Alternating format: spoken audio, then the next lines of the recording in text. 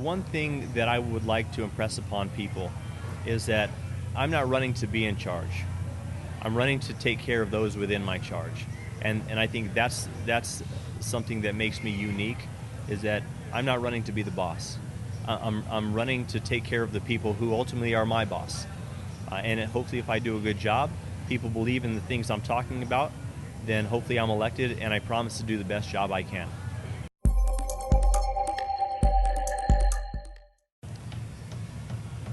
Well, Tucson has quite a few issues coming up now and within the next year. Tucson is at a tipping point right now where the decisions that we make within the next couple of years are going to affect us 30 years from now. One of the things that I think needs to be addressed is our jobs and our workforce within the city. Not just recruiting new jobs and new companies and bringing new jobs to Tucson, but growing organically with the small businesses that we currently have.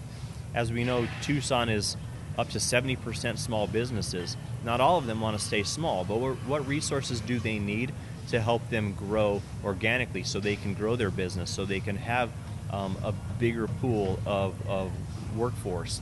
And those are the things that we can be having discussions with. Beyond that, city safety is an issue that we need to continue to do a better job of funding that. And overall, the sustainability of Tucson. There's no reason that Tucson cannot be the leader of the Southwest in sustainability. Well, I'm a humanitarian first and foremost, and I would love to help as many people as I can. Now, the ultimate decision, should Sanctuary City make the ballot, will be decided by the voters, and I'll be more than happy to work with sanctuary cities and to work with that process should the voters approve that on the ballot. It's up to them. The thing that concerns me about the potential of this passing, was I'm able to see down the road and what would happen should we deem ourselves a sanctuary city. And those are the things that I have concerns about. I am 100% with the initiative in spirit, but I know what's gonna come down the road. We would probably get sued by the state attorney general, and we would lose social services money. A lot of my constituents in Ward 1 rely on social services money for the programs and the benefits that they provide.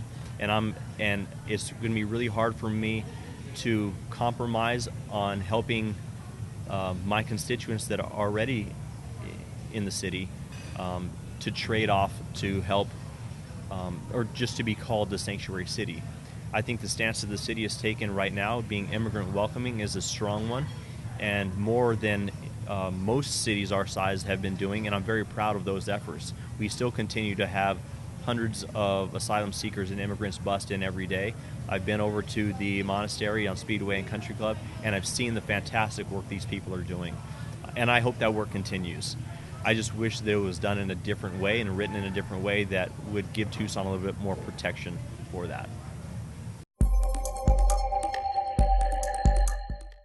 The city council and the mayor, with the help of the city manager and staff, has done a good job being proactive in creating programs that will help mitigate this issue.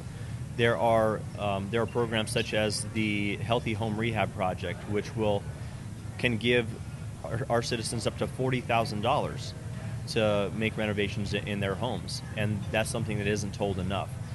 Beyond that, we can create a consulting office that will help citizens and constituents appeal their property taxes through Pima County, and that could alleviate some of the property taxes up to 30% for a single year. And you can appeal every single year if you'd like.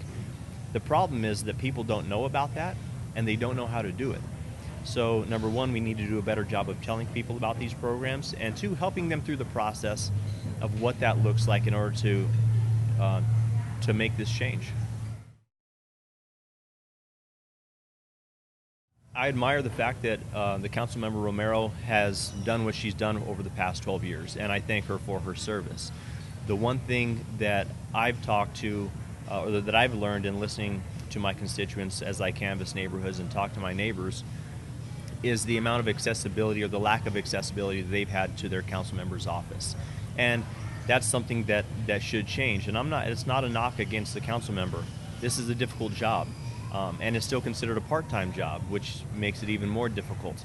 So it's a balancing act between doing the job that we would like to do as an elected official and balancing the other things within our life that we need to do in order to maintain our lives. You know, I have a mortgage to pay, I have a car payment, I have a daughter that I have responsibilities, and balancing our responsibilities as citizens ourselves and maintaining being a good advocate for our neighbors is a difficult balance to maintain.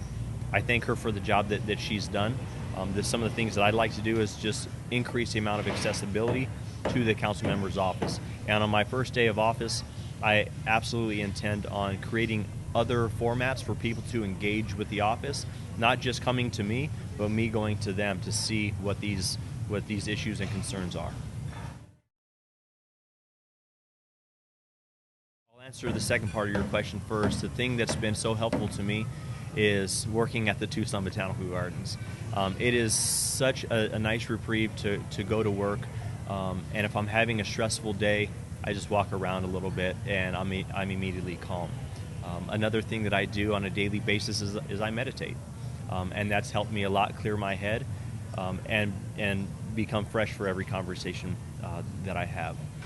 The things that keep me up at night are, what is Tucson going to look like in 50 years from now, in 100 years from now? What type of legacy are we leaving behind as citizens that enjoy this city now?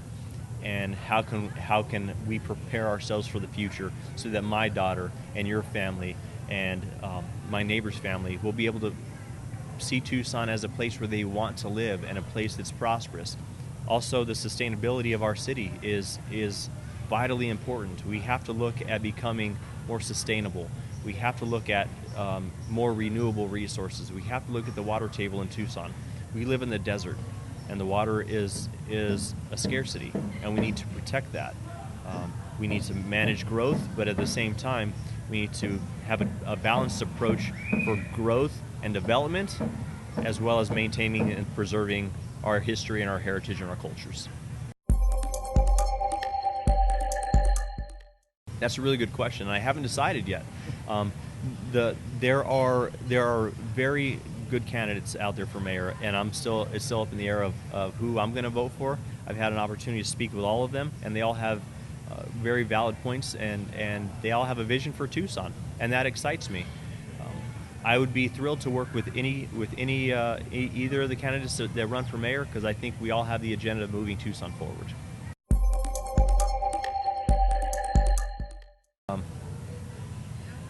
I think another big issue that I need to bring up is whether you vote for me or not, please vote. Please be engaged in the issues. The local politics and the local issues that we experience here in Tucson are vital to our progress, are vital to our future. So please vote. Even if it's not for me, please be engaged in the issues, and please cast your vote on August 27th.